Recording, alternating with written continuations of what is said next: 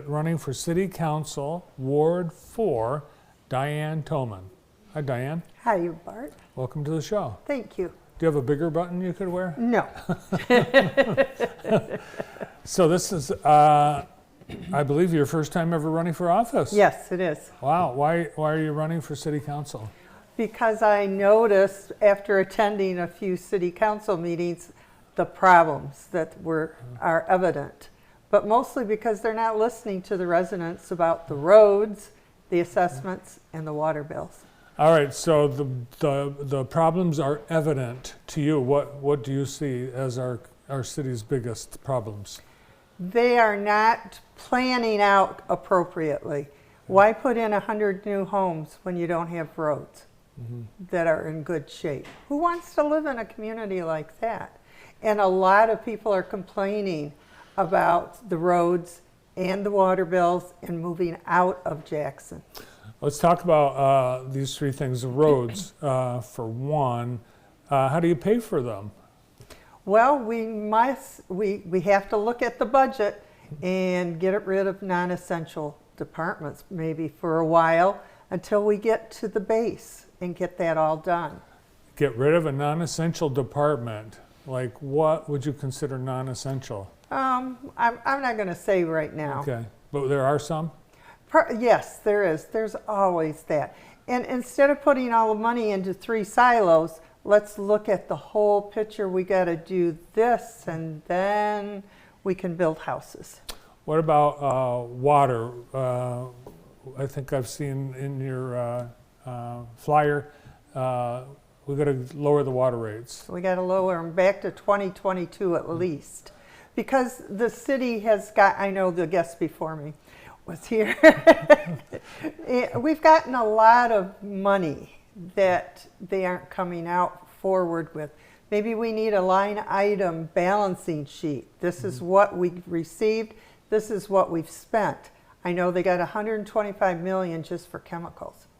So the lead service line replacement, what do you say we do about that?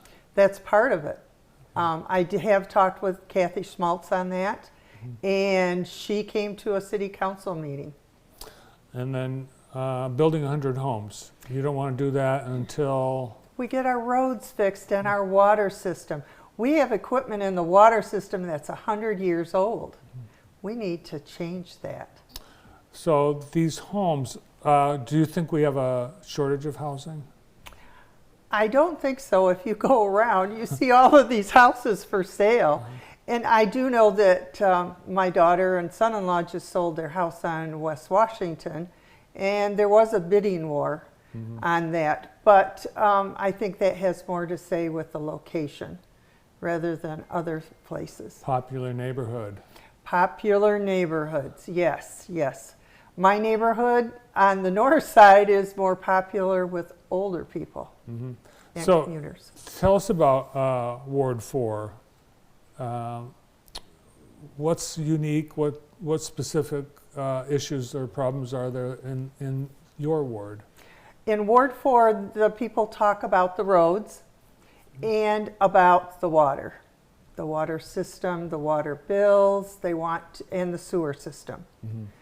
Because we're at the end of the sewer system, we've been known to have problems for years. And I live in my parents' home, so I know where they've come from. The line ends at your house? No, it ends on the next block over. It did, but then they added Blackman. What about crime? That seems to be one of the talking points of every candidate.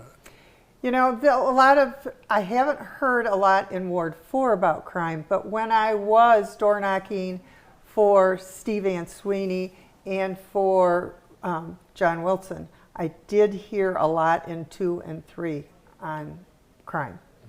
So you just told us that you're aligned with a couple other candidates.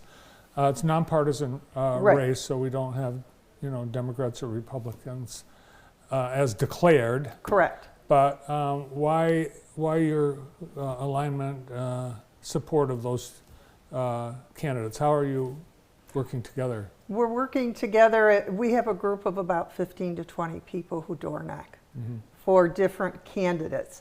I started first because I started at Labor Day and I got out there.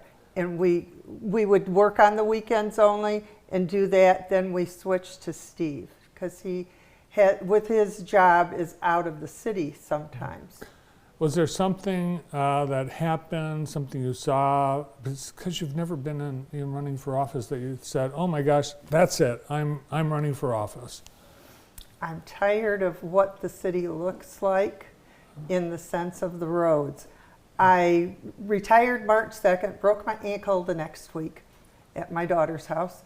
And so I was in bed for quite a while. I was non-weight bearing for a while, but as I was being taken to appointments and things, I noticed more and more how bad the roads were. Before I just got onto 94 and went to my job. But I've seen more of the roads now. All right, so you retired from what? I'm a retired nurse of 50 years. Oh my, well that's awesome. Where did you work? At Chelsea Hospital. In what department? Surgery. Oh nice.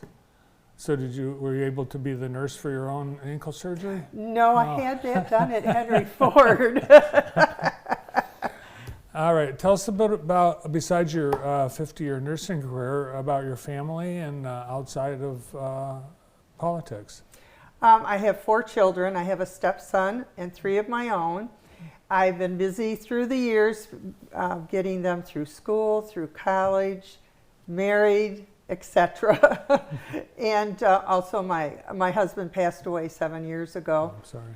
And he had 2 rounds of cancer, a multiple myeloma that went into another disease from the other, So we've been busy. And then my aunt, which was the last of 16 children on my mother's side. Oh my gosh. Yeah, her husband died.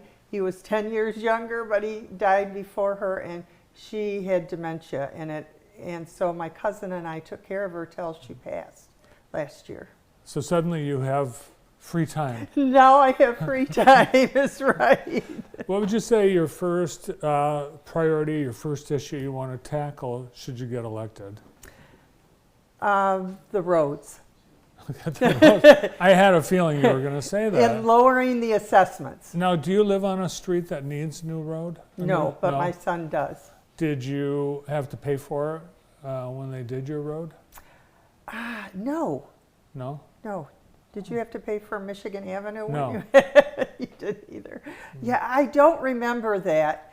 And I don't, that has been so long ago that they did Spark Street that I don't remember it. They did a good job. They did. Now the 600 block is kind of getting a little iffy. It's a very nice neighborhood. Yes, it is. What about community involvement, things you do, volunteer? What kinds of things do you do in the community?